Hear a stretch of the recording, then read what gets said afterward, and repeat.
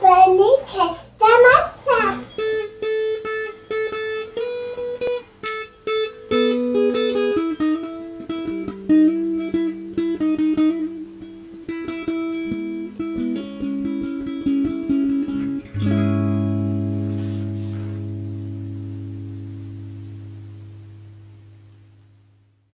Hello and namaste. Welcome to Reading Revellers, which I'll refer to as TRR going forward.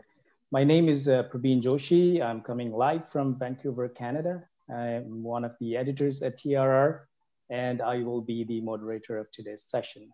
We're live on Facebook, and a recording of today's session will be published on TRR's YouTube channel and the readingrevelers.com, single word. Links to which will also be made available to you in the chat box. Sorry, that was the recording audio there. Some program etiquettes to begin with. Please mute yourself by using the mute microphone option on Zoom. If you have any questions during this session, either type it out on chat box or as a comment on Facebook. If you would prefer to ask the question yourself, please let us know of your intention by typing in the chat box, and we'll let you know when to turn your microphone and video on. Today, as always, we have a special theme and a special guest, which I will get into very soon. Before I talk about that and introduce today's guest, we'd like to get a sense of who we have as an audience. A poll should soon appear on the screen. And there are two questions. Please select the best that applies to you. And this exercise will help us and our guest in formulating the right questions and responses. There you go. The poll is already up. I hope everybody can see that. The first question is, what is your current profession? And please choose one of the multiple options. Use others if none options apply to you. So that's student, grad, recent grad, industry professionals, less than 10 years, more than 10 years, self-employed, retired. Yes, I'm doing the survey as well. I've submitted my first question. I believe most of us must have done that by now. The theme for today's session is lessons and memories of a serial entrepreneur. Our guest today is Vancouver-based entrepreneur, Mr. Anson Kung. We have invited Mr. Kung to share his wisdom and stories on startup, and we will be hearing about his journey and experience of building his startups, and more importantly, the memories collected and the lessons learned along the way. Mr. Kung, welcome to today's session, and thank you very much for taking some time out of your busy schedule for us. It's my pleasure, Prabeen. Thanks for having me. Oh, it's our pleasure. So let's just get into it. For the audience here, I'm just going to ask straight, who is Anson Kung? Maybe in your own words, would you be able to shed some light on your life story, some personal stuff, maybe? You know, I think that's a very deep question, Prabeen. Like, who is Anson Kung? I think Anson is many things. He is a husband. He's a son. He's not a father yet. You know, he is, you know, I'll tell a bit about my life story and sort of where I'm from. So I was born here, right here in Vancouver, in the Richmond General Hospital. And all my life, I've always wanted to be an engineer. So actually before that, I wanted to be a construction vehicle driver. So I wanted to drive bulldozers. That's what I wanted to do when I was a little kid. But eventually I realized I actually really wanted to be an engineer. So coming out of high school and entering university, I went into engineering program at UBC. And, you know, what was really interesting was that, you know, I did the co-op experiences, which if you're not familiar with what co-op is, it's like an internship. So as a student at UBC, you can spend some time working at different companies to get some real life experience. So I had 3 work terms, each were 4 months each, and each at a different company. Now, all of those were great companies. 2 of them paid pretty well, and they had like great team members and had good technical challenges. But I didn't find it very fulfilling. So what does that mean? What it means is that every day at 10 a.m., even the day has just started, but by 10 a.m., I wanted to go home. I just didn't want to be there. I just wasn't motivated.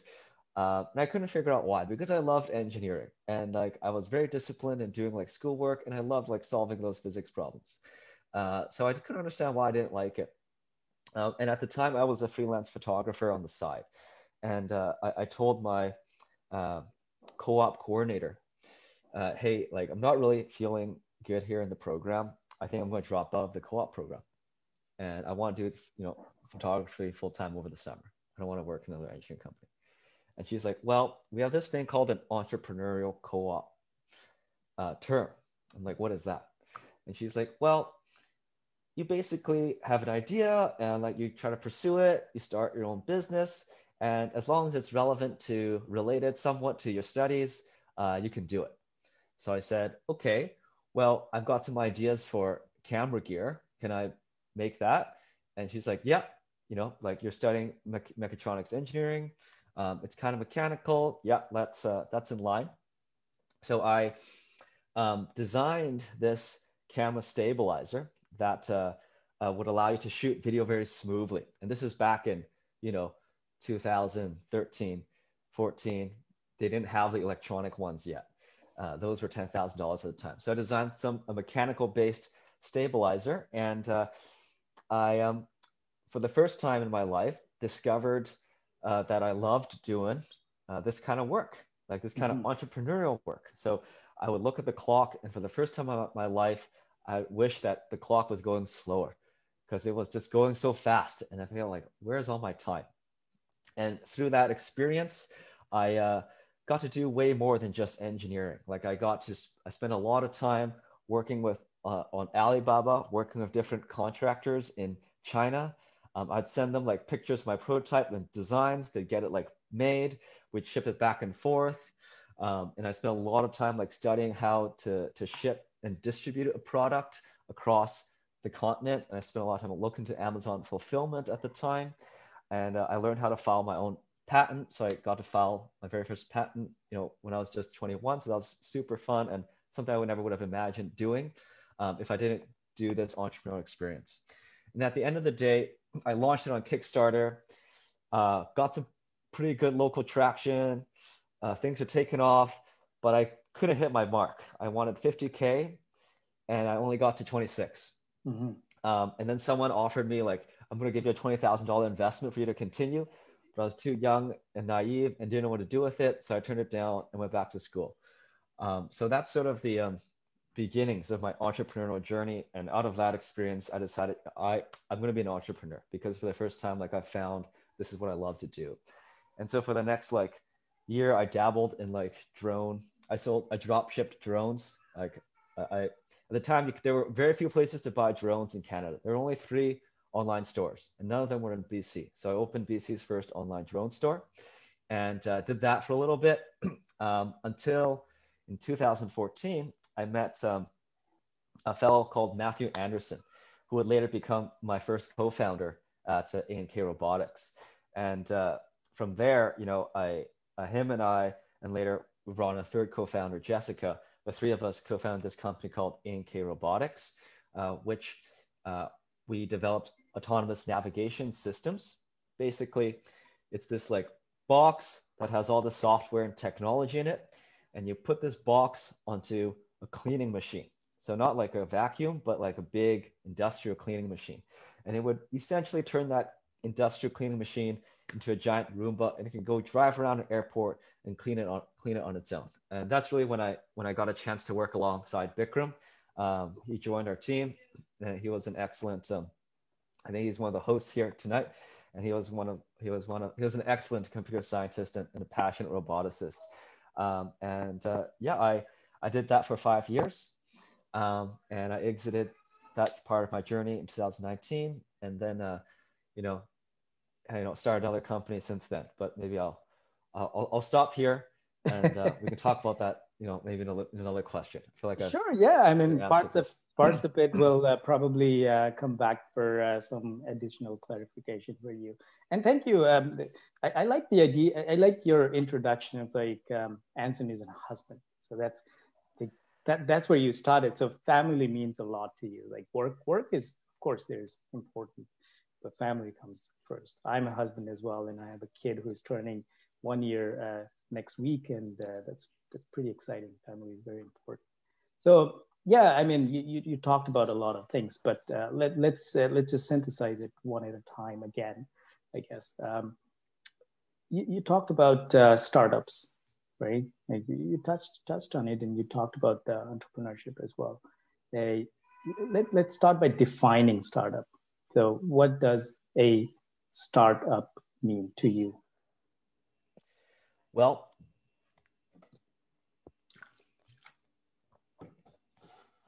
the word startup is used very liberally today.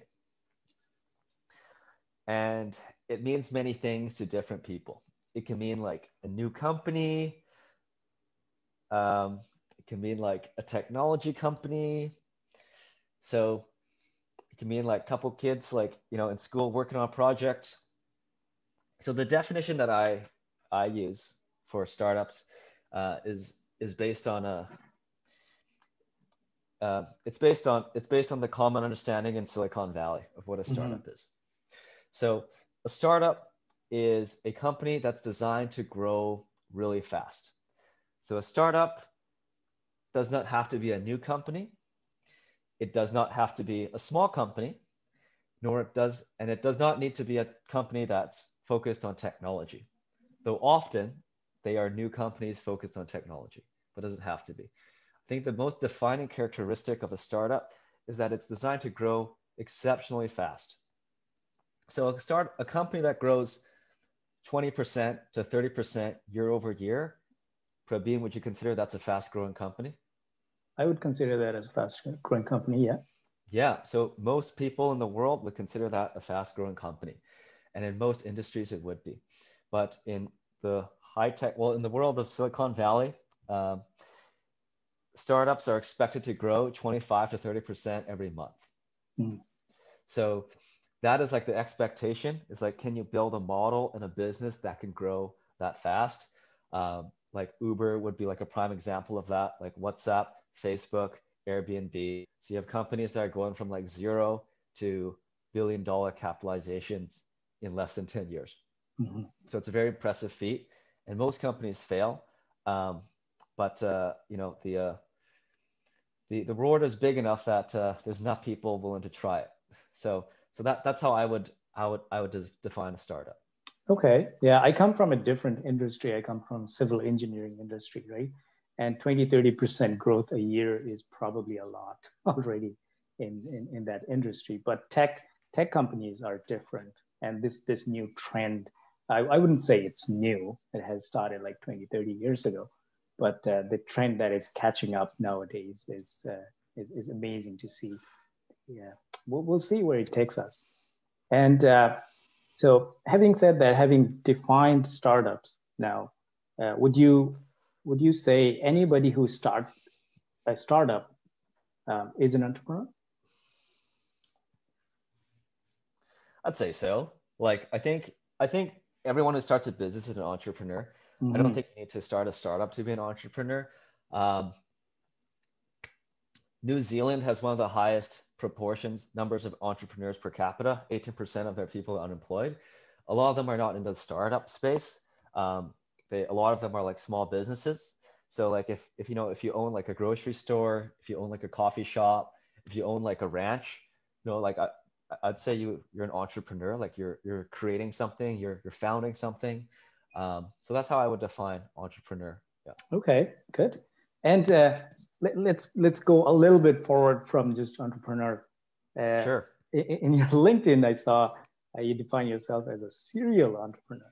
When does an entrepreneur becomes a serial entrepreneur?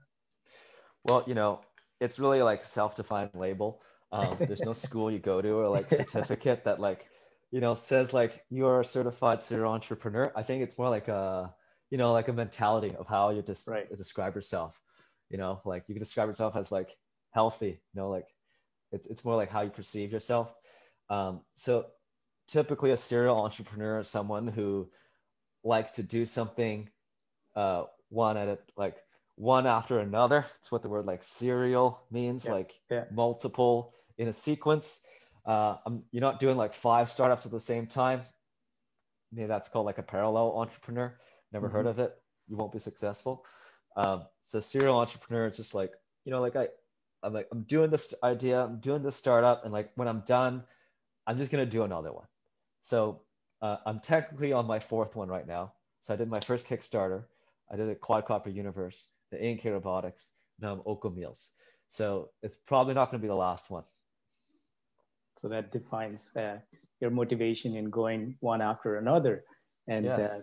that is excellent. Let's go to our second poll. We have a question about we have more audience now here, and that's about the motivation. What do they want to learn from us today, from Anson today? And the question is, what is your motivation to come to today's event? Learn about the speaker, learn about entrepreneurship. If you're looking to start your own business, exploring, networking others. I've submitted mine. So there's a question, what is Kickstarter? Should I answer that now or later? Sure, absolutely. I was going to ask you. Okay, so what is Kickstarter? Kickstarter is a crowdfunding platform. So what is a crowdfunding platform? A crowdfunding platform is a place where you can pitch an idea and people can give you money in exchange for a promise that you'll fulfill. So let's say like I have designed a new pen. It's a really nice pen. It has 50 colors. And I can put that on Kickstarter. So I'll have a whole page. You'll need to really sell it. You need to have a nice video, like show why you're credible and be like, look, I invented this pen and, like you can have this pen too, but I need to have $10,000, before I can submit it to the factory. I can't just make one. I need $10,000. And if you pledge to give me like $20 today, in 6 months when it's done, like you're going to get this pen. And if you give me like $30, you're going to get 2 pens. So that's like a crowdfunding. So you're going to a crowd to fund your idea. And at the time when I did it, which was in 2014, Kickstarter was like a pretty big thing. Can you give one example that most people know about? Any product that was not limited to Kickstarter? Something that I can Kickstarter? I have seen a lot of Kickstarters, and some of them generate a lot of money in a very short period of time. Have anything jumped from Kickstarter to a mainstream? Yeah, so like I used to be very much involved in the photography scene. So a lot of photography gear goes through Kickstarter, and some like one company called Peak Design, like they were started on Kickstarter. They had multiple Kickstarter projects that had like hundreds of thousands of dollars, like very like massively successful. I mostly drew inspiration from them, and now they're like a small company, and you can buy this stuff from at London Drugs. Now, so that's an example. One of the biggest examples is the smartwatch Pebble, which you might not know, but like it's like the original smartwatch, and they raised like millions of dollars on Kickstarter. Excellent. Let's pull back a little bit, and let's go back to your co-op days, and when you're first introduced to something new in entrepreneurship. Yeah. So when you went through that co-op, what felt like? How did you feel when first the thought came that you're going to be an entrepreneur? Like what triggered it? You know, um, it really was when I was looking at the clock and I knew that time was just going too fast. Like Right. that's when you know when you're having fun, right? Like you know when you're having fun when you feel like time's too short. And felt like, yeah, this is what I want to do. Like this is what I'm made to do. Like this is my calling. Like I finally found it. Um, so I'm just gonna do it. And I've never looked back since. Like every day, like I really enjoy what I do. There are times that I don't enjoy it, but like most of the time, you know, like I really enjoy it. Is that the time to start a new startup when you stop liking it? No, like I think you'll sort of know. Like sometimes you have to start another one because the old one failed. Like my very first startup, like didn't hit my fundraising goal. My second one, like it was never going to be really big. It's not really a startup actually. It's just an e-commerce store, so it doesn't meet my definition of a startup. It's a small business, and it was fun, but not what I really want to do. And like at A&K, I had a different long-term vision for the company than my co-founder. Um, so, you know, like it wasn't that like wasn't passionate about the idea, but like just this, you know, we just decided it was best, you know, that like we go our separate ways. So um, I think there's no hard and fast answer. It's either like you failed, like you want to go in a different direction, explore something new. So I've done both, and the third option is like you get acquired or you go public and you're massively successful and you don't want to do it anymore. You want to do something else. So Right. those are really the three reasons.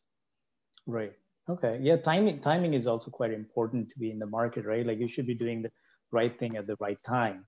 And if, as an example, if someone starts another blockbuster video store in this time and age, the business is going to fail even before it starts, right?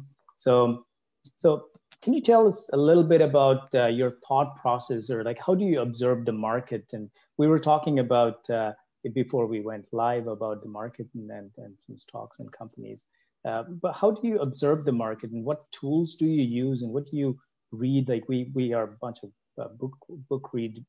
readers here, and what arsenals do you use to make yourself informed better about the market and timing?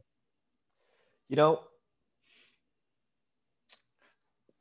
you can Google, you can like read industry reports, you can read news articles and blogs, but all of that will only help you like 5%. So the 95% is going to come from talking to people. So you have to talk to real people. So you might have an idea, but unless you go talk to real people and ask them if they really have that problem and understand their problem, you won't really know. So example, a previous company, A&K Robotics, we had an idea that, hey, like, wouldn't it be great if like janitors, instead of like needing to like push this machine around all the time, they could just do it themselves, and like because they can work on other things. So okay, that's a cool idea. So how do you know people actually want it? Well, you go talk to people. So who do you talk to? Well, let's go talk to cleaning companies. How do you find cleaning companies? Well, you go on LinkedIn, you look up all the cleaning companies, you go on Google, you find all the cleaning companies, you try to find like who's the CEO of all of them, and you email all of them. And you say like, hey, you know, like I'm just doing some research, and I want to better understand your needs. So some of them won't talk to you, but some of them will. So like I spent 6 months with my co-founder. We just went all around the Lower Mainland and talked to dozens and dozens of people who own cleaning companies. So we talked to people who own like really small cleaning companies, like a family business, all the way up to people who like ran like the Western Canadian division of like national companies. And you'd be surprised who'd be willing to talk to you if you go in with humility and like, you know, I was a student at the time, so I just said I was a student, and did some research. So you're surprised how many people will talk to you. And then from there, you can get a sense of like what their problems really are. who would really be interested in your product and who would not be interested in your product. And it really comes down to talking to people. And in my current like business, which is in the consumer food space, you just talk to people, you know, like if you talk to enough people, you will find their problems. And you don't want to have a solution and go looking for a problem to solve. You don't start with a hammer and like look for a nail to hit. So that's not how it works. You need to like first find the problem and then you design the solution for the problem. And you won't know that unless you talk to people. And you get ideas by like Googling and like reading. But like the real work is talking to people. I can't stress that anymore. And a lot of books will say this on startups. They'll say talk to people. Excellent. Yeah, talking to people is probably one of the easiest and one of the hardest thing to do. Starting conversation is easy, but once you start learning about the person, or once you get into the conversation, it might not be that easy. It reminds me of a book that I read at one point. It says Surrounded by Idiots. I'm not sure if you have read this book. It's by Thomas Eriksson out of Sweden.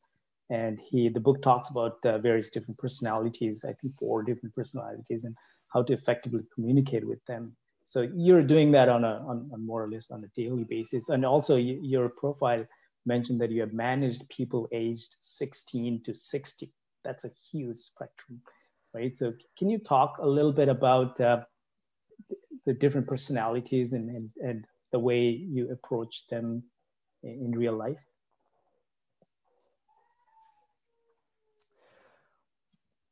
Well, the thing about people is that people are the hardest things to manage. Do you know why? Even like the hardest piece of technology will have an instruction manual. Okay, like every component in your computer will have a data sheet. It might be like 1,000 pages long, but it's got a manual. It's going to tell you how it works. And even if you don't have a manual, it will obey the laws of physics. You know the laws of physics, it will follow it. But humans, the great thing, humans are like really complicated machines with emotions and souls, and there's no data sheet. And every person is different. So it's like the most complicated thing you can think of, and there's no instruction book, and every one of them is different. So working with people is really like the hardest challenge of all, in my opinion. And that's also why I love it so much, because it's really rewarding when it works. So I started off like not knowing anything about managing people and like did a lot of things wrong. And I'm still learning today. And I read a lot of books and like I talk to other people who manage people, and I get feedback from people that I manage. But there's generally a few principles that apply to everybody, age 16 to 60 to like 600. Number one is your job as the manager is to set clear expectations of what success looks like. So that doesn't mean telling them exactly what to do, but being clear of like what success looks like. So for example, we currently have an operations manager. So I say to him, like, look, like your job, like the expectation is like from the time an order is placed, like until the time like the food is in the customer's hands, you need to figure that out. Okay. Like you need to make sure that like you do it, like the customers always get the food and like you do it at this cost or lower. That's your target. I don't care how you do it. That's the expectation. So that's a pretty clear expectation. You know, it's like, is the food in the customer's hands? And do you do it like in a reasonable cost efficiency? It doesn't mean you have to tell them like, do this, do this, do this, do that. So in fact, like, so that's like the first principle I'd say. It's like set clear expectations. Number two is like, as a manager, your job is not to tell people exactly what to do. Your job is to present the problem to people so they can, and it with enough context so that they can solve the problem. And if they get stuck, to ask the right questions and to guide them and to give them the right tools so that they're not stuck. Your job is not to tell people exactly what to do. Like you're really supposed to try to create an environment that people can be at the very best. You want to create a place where like people can solve problems, they feel empowered, and you know, they're allowed to make mistakes, but they're also held accountable, you know, if they screw up. So I'd say Excellent. those are some of the things. Yeah. Yeah, no, those are very effective ways of managing people, I guess. You are relatively young. You're of course younger, much younger than I am, and very successful. And if I describe yourself as a go-getter, that would probably be an understatement as well. But you have progressed through your age, right? So if you go back, say like 10 years ago, and then if you want to talk to yourself, if you have that opportunity, what would you tell yourself 10 years ago? You know, Or when you started? You know, 10 years ago, I didn't know much, and was more arrogant than I am now. So I think I would tell myself to read more. I love reading. I try to read a book a month, and I would send myself, a younger self of, you know, the younger version of myself, like my book list. I'd be like, read these books and go find a mentor, and go do something really hard so you can fail and learn how hard life really is. And then you'll wisen up. So I think maybe those are some of the things that I'd teach. Oh, and one more thing. Yeah. Relationships are really, really important. Don't underestimate the power of relationships. Right. Any particular book that you recommend? You know, it depends. Or what you're reading now? It depends. Right now I'm reading a book called The $1 Trillion Coach. It's a book about like an executive coach that like coached like all the big companies like Google, Apple, and like he's this former football coach who doesn't like his name known, so like they had to wait until he died to like write a book about him and his principles because he like doesn't like to be in the spotlight. But I'd say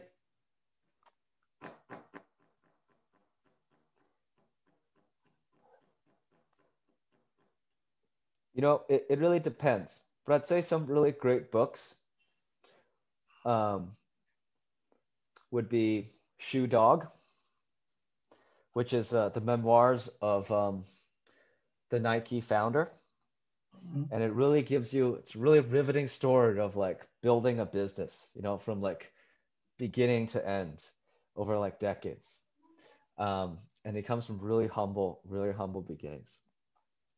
And if you want to get a sense of like what it's like to build a company in today's like high tech world, The Everything Store by Brad Stone is a story about the book about Amazon and Amazon's rise to power and Jeff Bezos.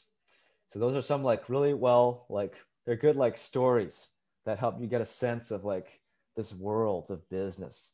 And you can learn a lot of little insights. Mm-hmm.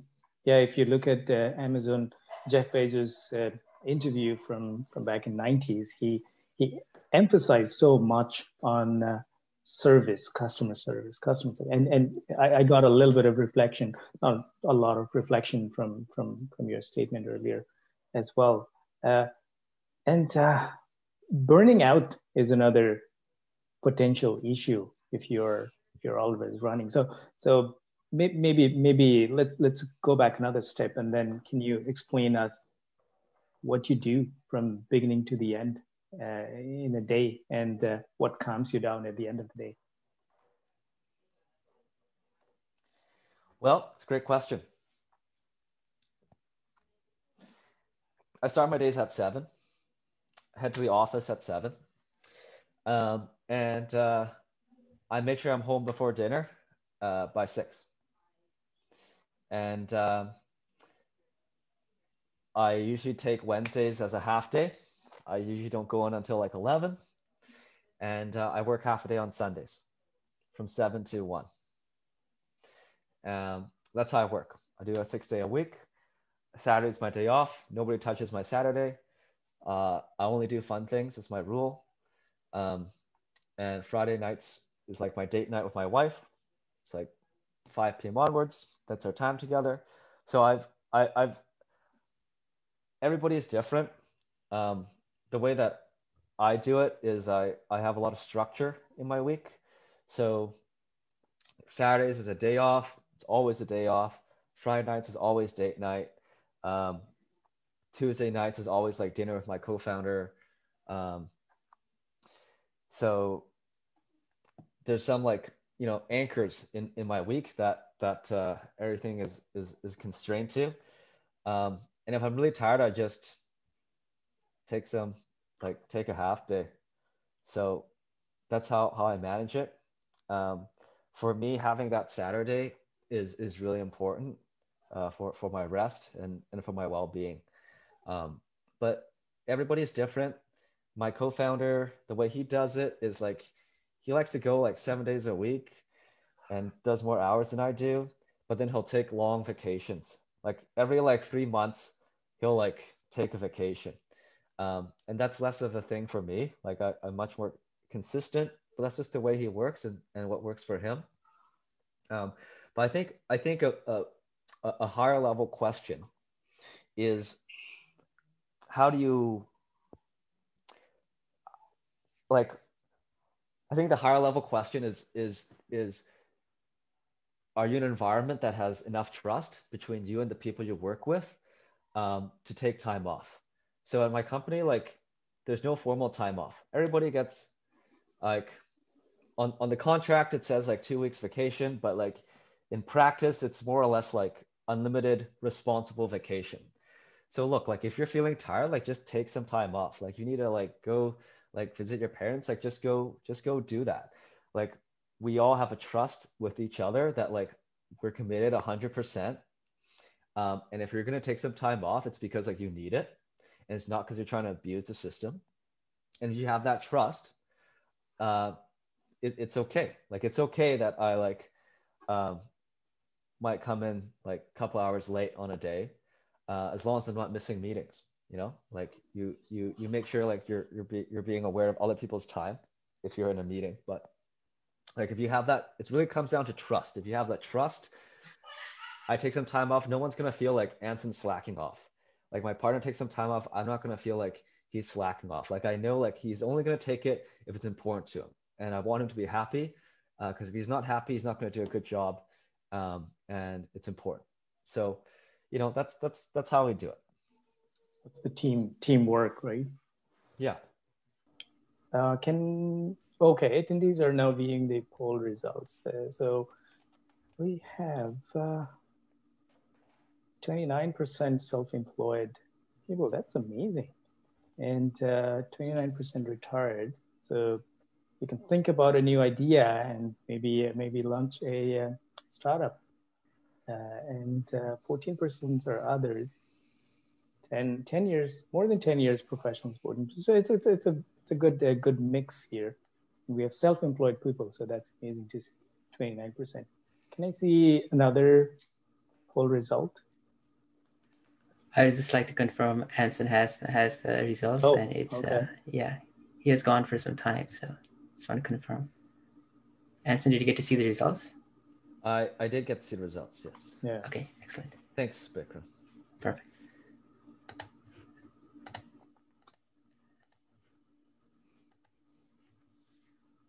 Oh yeah, learning about entrepreneurship, 67%.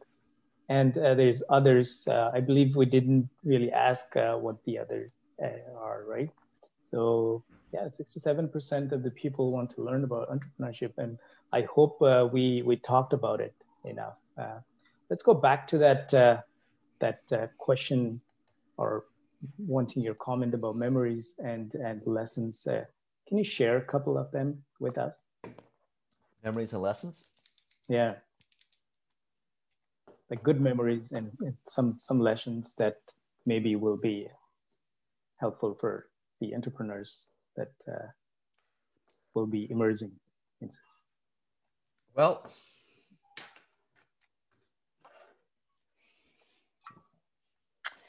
a lesson that I've learned is the most important thing in any business is the team. That is the most important thing. And it's not just me. Like I've learned this from books. I've learned this from my own experience as well.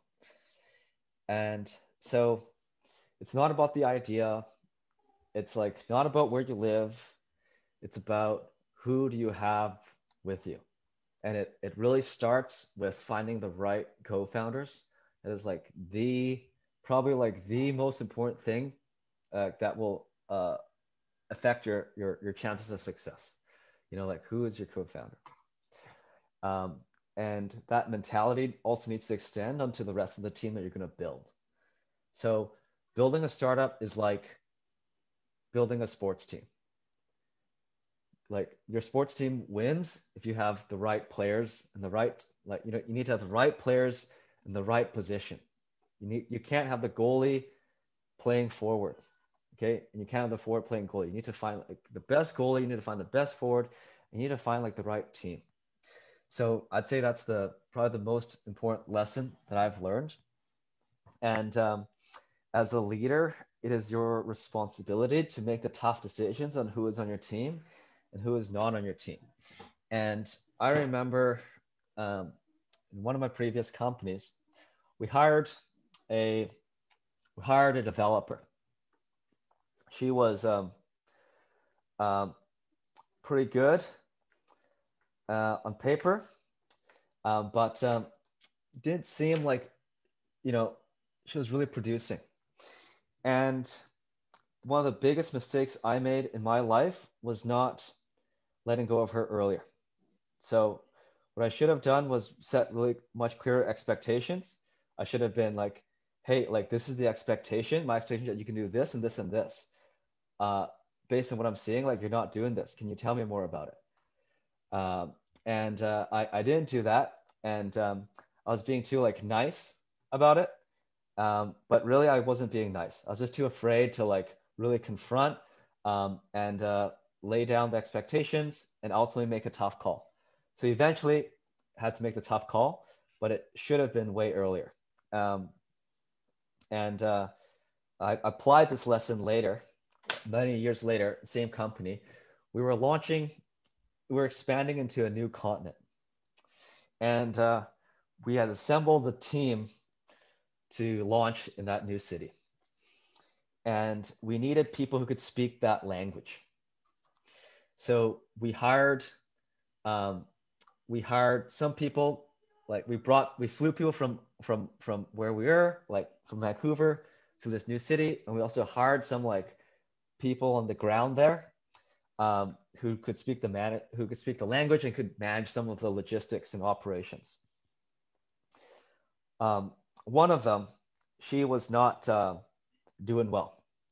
Like we had very clear expectations. Like she did not come to meetings prepared. She was complaining. She was there in a leadership role and she was not exuding leadership. Things are falling apart. We had only brought her on for a few days. I chatted with my co-founder. It's like, maybe we should let her go. Let's let her go. So like less than a week after she joined us, we had to ask her to leave. Best decision ever. So, because sometimes you just have to do that. You have to make these tough calls, and it's not fair for everyone else in the team because they have to pick up the slack for this person who's not doing their role. It's not fair for the shareholders of the company because this person, you're not doing the right thing by them. And it's not fair for this person, like who you're going to let go because they're not a good fit. So just because they're not a good fit does not mean they're not a good fit somewhere else. So by keeping them there, you are wasting their time in a place that they're not good at excelling in. So if they're a goalie, but you have them in a forward position, they're never going to be successful, and they're going to be unhappy, and you're going to be unhappy. So you just got to be like, look here, hey, like this isn't the right place. It's not working out. And yes, it's going to be painful in the short term, but in the long run, it's better for everybody. So that's like, I think a really important lesson that I learned. And it's a very tough lesson, but I think it's a necessary thing to do. One of the challenging things of being in leadership, you have to make these tough calls. And once you have enough experience, you probably see that coming way in advance, and then maybe try to do something differently to avoid that situation coming. But like you don't always have that full experience. You're never going to have all the experience like, you as a father, I'm sure you experienced that, right? Like your first time being a father, like you don't know how to be a perfect father. You're probably not going to do everything right. You're probably going to make some mistakes, but you're going to do your best and you're going to learn. And that's just life. And like when you start a company, like you're going to make mistakes and that's just life. Just can't know everything, and ultimately, like when the hire doesn't work out, it's ultimately not the fault of the person. It's the fault of management. Like it's management's responsibility to like find the right people and put them in the right place in your team. And it's your responsibility as a leader to do that. And sometimes you just do a bad job doing that, and like I hired those people, so I am responsible for their performance. So if they don't perform, like it's ultimately my responsibility. So I have to do something about it by letting them go, which sucks for them. But so, like I'm doing the best I can with everything I know. And sometimes you just don't make the best calls, but that's life. Yeah, thank you very much. And I sort of ran out of questions here. So was there something that you wanted to say and I probably didn't touch it with something? Well, I can answer some of the questions that are here. Yeah, we'll get to that as well. Asking a lot of questions. Yeah. Should I do that, or do you want to? Well, if you wanna go to the questions, sure. Yeah, we'll do that. I think you answered the Kickstarter question, and then you say you're a serial entrepreneur. I think you answered that one as well. What are the various methods by which startup raise funding, if not a Kickstarter? Maybe you want to touch on that? Yeah, well, there's a few ways that startups raise money. So number one is you put money in yourself. Okay, that is the most common way, and most entrepreneurs need to do this to some degree. So at the very beginning, you're going to need to put some of your own money in. You need to create a website. Like who's going to pay for the website? Like nobody. It's going to be you. So like you'll need to fork some money in yourself. The next stage. So this is how startups work. At the very beginning, you got to do everything yourself. So you just have to find a way to like get some customers. I don't care how you do it. Like go on the street, like beg people, like convince people. Like you need to get some customers. You need to build something that's like somewhat working. It can suck, but it needs to be like, enough to get like some people in the door. Okay. And then the key thing you want to demonstrate is, do you have traction? Like, do you have signals that you're building something that people want and people will be willing to pay money for? And if you do, then you can try convincing investors to take a bet on you and your company. So an investor is not going to put money in unless either you've got an incredible track record or, most people don't. So which means you need to show that you've got tangible traction. So like traction means that you've got customers, you've got something. And that's when you can raise what's called a seed round, which would probably be around like $500 to $1,000 to $1 million. And that gives you some initial capital for you to like scale your team and like get to the next stage. So, and then like at each stage, there's like certain milestones that you want to hit. And when you hit those milestones, you want to raise some more money. So, at your seed round, you'd raise like $500,000 to $1 million.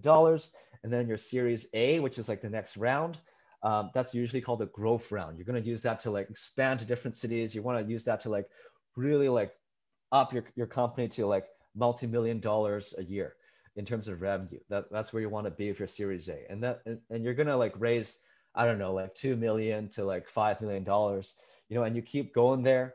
And that's how you raise money. It's really, really hard, exceptionally hard. You can also do things like Kickstarter, which work if you're selling to consumers. There's a recent thing called like crowd equity funding, which is like Kickstarter, but people are buying shares in your company. It's not really taken off.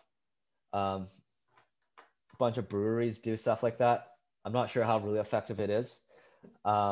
So, and the last way is like you could do it without raising any money if you can bring in enough revenue. So you can grow organically. That's how like a traditional business would work.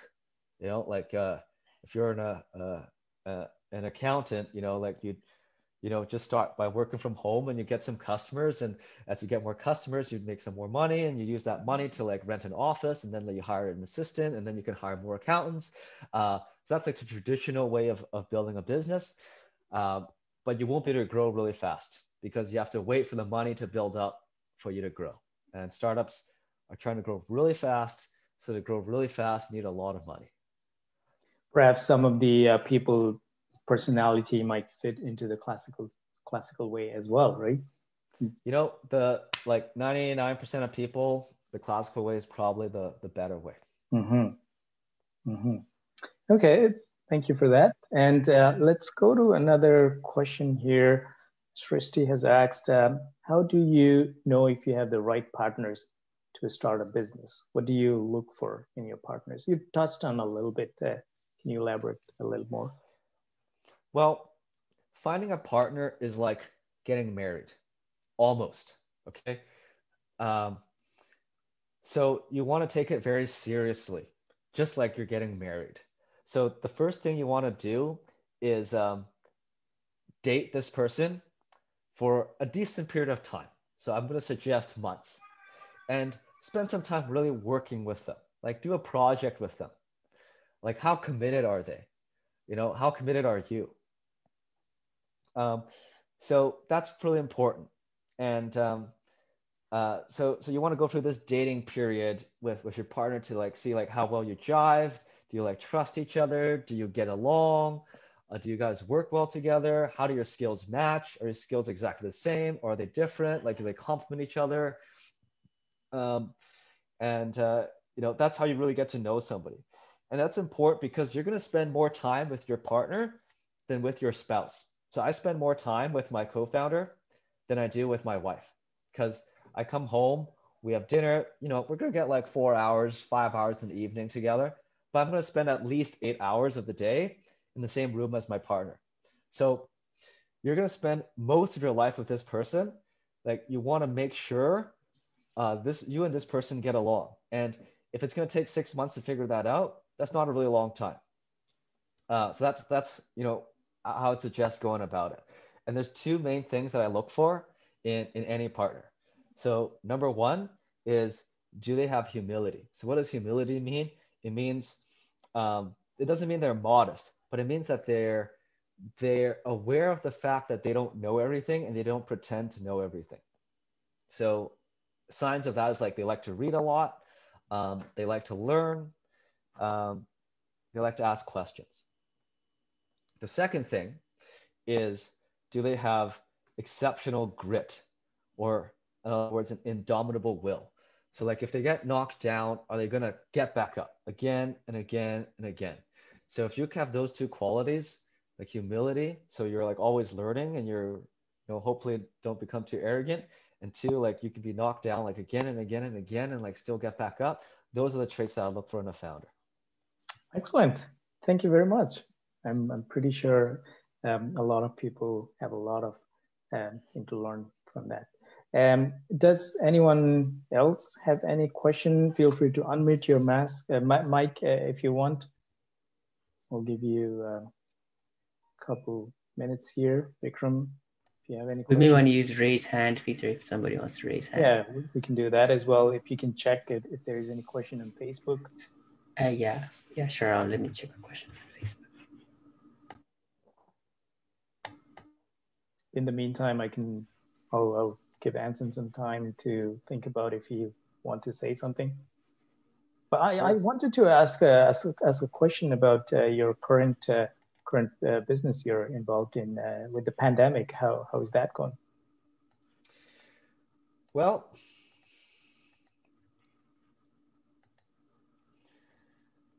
my current business is going very well. It's not just because of the pandemic. Like most people who order from us don't order because of the pandemic, but we got started.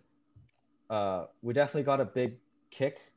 We got a big boost at the beginning. So we launched our service in March 1st, 2020. We didn't know COVID was going to come. We didn't predict it.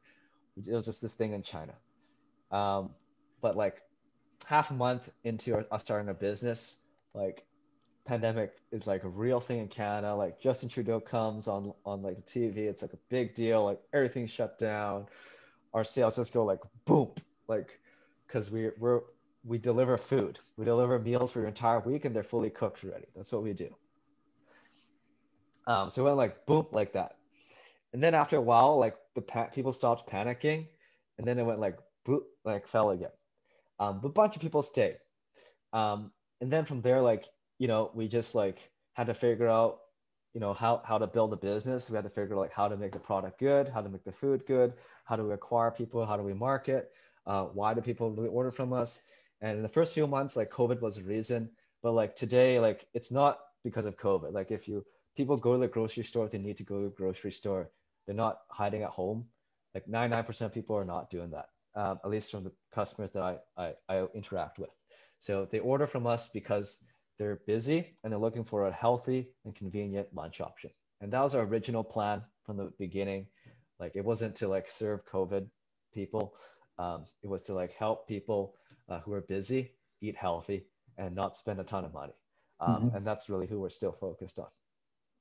Excellent. Thank you. Good luck with your We have business. William Choi who wants to ask a question. Sure. Just raise your hand. Go ahead, William. Can you hear me there? Yes. Yep. Great. So I'm just starting to graduate from university this year, and I want to get involved in entrepreneurship, but I don't really have like an idea or partners. How do you recommend getting involved in this space? Would like working for a startup maybe be a good idea, or should I grab a couple friends and start brainstorming ideas to start? Do you have any recommendations?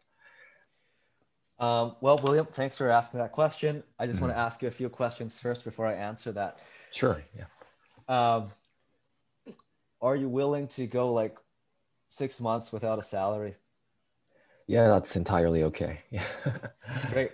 Yeah. So, yeah, because starting up. So here's sort of what I recommend. Okay. The fastest way to learn is to just Right. go do it yourself. So you can spend like a lot of time, like years, like thinking about something, but Right. if you just until you go and do it, you're not gonna really know like what's like. Like you can like spend years reading about like what love feels like, but until like you fall in love, you don't know what it feels like. Right. So it's the same with like anything in life. You just gotta do it. And if you are okay with failing, which is very okay. So I Right. want to tell you, William, Right. it's very okay to fail. Like I failed a bunch of times. Failure just means you're learning. It's just school. Right. It's not really a failure. Okay. Like your life doesn't end there. Your life is like 70, 80 years, maybe 100. So Right. like it's a marathon. Just because like, you didn't like were successful in like the first 100 meters doesn't mean you failed. It's learning. So I just want to make that really clear. Okay. So if you're willing to fail, like emotionally prepared for it, and you're willing to like, go 6 months without a salary, then like you and a friend grab a couple friends. If you guys start a business, doesn't even need to be like a high tech, sexy startup thing. It could just be like trying to start like any business. You're going to learn a lot of things. You're going to learn like, like what sort of paperwork do I need to do? Should I incorporate? Should I do like a sole proprietorship?